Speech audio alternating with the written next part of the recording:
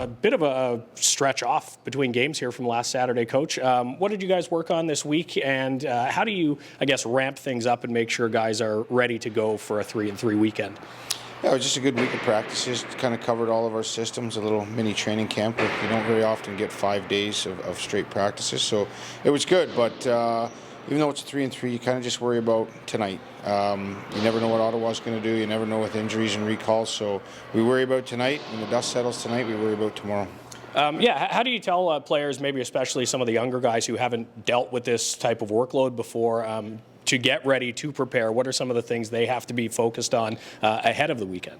Well, it's everything. It's rest. It's nutrition, and we were conscious of that this week, and we worked pretty heavy early in the week and kind of lightened it up yesterday and even Wednesday to know that this was coming down the pipe to keep the energy up. But lots of fluids and good meals and start tonight. How challenging are these stretches for players? Like, I know they're pro players, they're playing hockey is what they do, but it can't be easy to do this 3 games in a row, 3 days or less in a row. You know what? I think they get into a grind. Practices get boring, and you can ask them. I'm sure they'll tell you that. But, they just want to play games. So they get in a grind. You kind of just simplify things when you get to that day 3 and that afternoon game. But they prefer the games, and it's just a flow. They get up, they get ready, they play. Their bodies are tuned to it, so I think they enjoy it. Wanted to get some updates on a few guys who were dealing with some injuries. Jan Unique, obviously Matt Sogard, and Jamison Reese, and then Matt Andonovsky as well. Any news on any of those guys who have been battling some injuries? Yeah, Jan's back in tonight, so Jan's going to check in tonight, which is great. Jamison's real close. He's not going to play tonight, but he's really close. Unfortunately, Ando took a pretty good injury there, so he's going to be out for some time. Mads is still out, and I think that's it, isn't it? Yeah. All right. Well, great to have Jan Unique back tonight as well. What's that going to add to this group? I imagine he's been itching to get out there.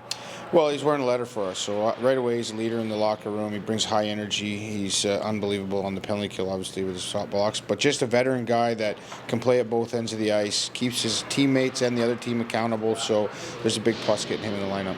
And speaking of Jan, you and him are going to be marching in the Belleville Santa Parade in a couple weeks for the Rotary Clowns for Kids program, raising money for kids programming around the Quinte region. Why was Jan the lucky co-clown with you this year, and why is this something you continue to support now 4 years in a row?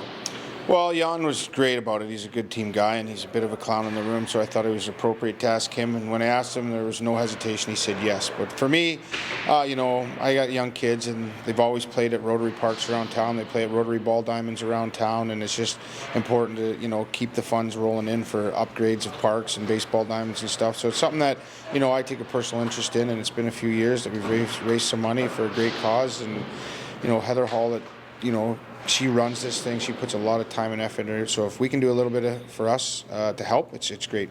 And fans will be able to find out how to donate by heading over to BellevilleSens.com ahead of the November 16th Santa Parade in Belleville. All right, lastly, here in Utica, first time against a Comets team that has struggled to start the year, won their last game, and a familiar face on the other side with Angus Crookshank, an opponent to Belleville for the first time. How do you, wrap up this whole game ahead of time tonight? Well, Angus is going to be fired up. You know that he's fired up every game. So to play his old team, I'm sure he's going to have a little extra juice in the tank. But our focus is our game, right? It's always been that. So he's in the other side now. He's an enemy, and we focus on our jobs and our tasks. And he's going to hopefully be on the wrong side of it. So what boxes do you guys have to check tonight to be successful and continue to build off of last weekend in Syracuse? Be on the right side of the puck. These guys really join their rush with their defensemen. They get 4 and 5 guys up there. So I don't want this to be a track meet. That's what I think they like. That they're a run and gun team that can score. They have some talent. They have some speed. So we got to play in structure and stay above the puck and above their guys.